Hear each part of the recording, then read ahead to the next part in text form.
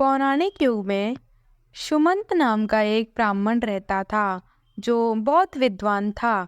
उसकी पत्नी भी धार्मिक स्त्री थी जिसका नाम दीक्षा था। सुमंत और दीक्षा की एक संस्कारी पुत्री थी जिसका नाम सुशीला था। सुशीला के बड़े होते होते उसकी माँ दीक्षा का स्वर्गवास हो गया। सुशीला तब छोटी थी। उसकी परवरिश को ध्यान में रखते हुए सुमंत ने कर्कशा नामक स्त्री से दूसरा विवाह किया। कर्कशा का व्यवहार सुशीला के साथ अच्छा नहीं था, लेकिन सुशीला में उसकी माँ दीक्षा के गुण थे।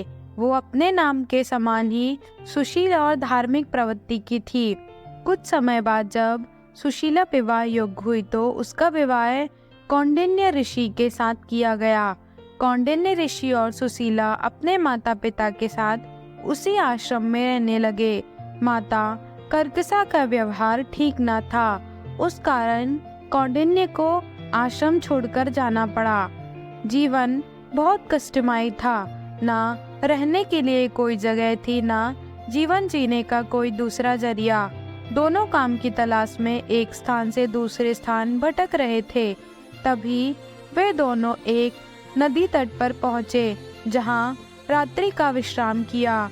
उसी दौरान सुशीला ने देखा वहाँ कई स्त्रियां सुंदर सजकर पूजन कर रही हैं और एक दूसरे की कलाई में रक्षा सूत्र बांध रही हैं। सुशीला ने उनसे उस व्रत का महत्व पूछा। वे सभी अनंत देव की पूजा कर रही थी और उनका रक्षा सूत्र बांध रही थी, वो जिसके प्रभाव से सभी कष्ट दूर होते हैं और व्यक्ति के मन की इच्छा पूरी होती है, अनंत देव हैं। सुशीला ने व्रत का पूरा विधान सुनकर उसका पालन किया और विधि विधान से पूजन कर अपने हाथ में अनंत देव के नाम का एक सूत्र धारण किया और अनंत देव से अपने पति के सभी कष्ट दूर करने की प्रार्थना की। समय बीतने लगा। ऋषि कौंडिन्य और सुशीला का जीवन सुधरने लगा। अनंत देव की कृपा से धन धान्य की कोई सीमा न थी। अगले वर्ष फिर से अनंत चतुर्दशी का दिन आया। सुशीला ने भगवान को धन्यवाद देने हेतु फिर से पूजा की और सूत्र धारण किया। नदी तट से वापस आई ऋषि कौंडिन्य ने हाथ में बने सूत्र के बारे में पूछा।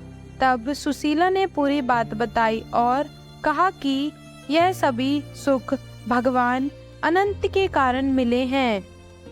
यह सुनकर ऋषि को क्रोध आ गया।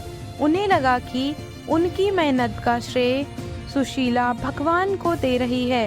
उन्होंने धागे को तोड़ दिया। इस तरह से अपमान के कारण अनंत देव रुष्ट हो गए और धीरे धीरे ऋषि कौंडिन्य के सारे सुख दुख में बदल गए और वे दोनों वन वन भटकने को मजबूर हो गए। तब उन्हें एक प्रतापी ऋषि मिले जिसने उन्हें बताया कि यह सब भगवान के अपमान के कारण हुआ है। तब ऋषि कौंडिन्य को उनके पाप का आभास हुआ और उन्होंने विधि विधान से अपनी पत्नी के साथ अनंत देव का पूजन एवं व्रत किया।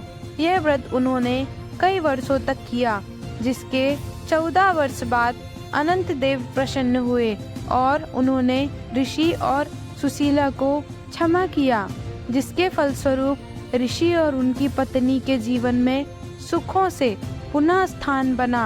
अनंत चतुर्दशी व्रत की कहानी भगवान कृष्ण ने पांडवों से भी कही थी, जिसके कारण पांडवों ने अपने वनवास में प्रति वर्ष इस व्रत का पालन किया था, जिसके बाद उनकी विजय हुई थी। अनंत चतुर्दशी का पालन राजा हरिश्चंद्र ने भी किया था, जिसके बाद उनसे प्रसन्न होकर उन्हें अपना राजपाट वापस मिला था। दोस्तों, अगर आपको कहानी पसंद आई हो तो चैनल को सब्सक्राइब करें, लाइक करें और मेरी कही हुई कहानी को शेयर करें।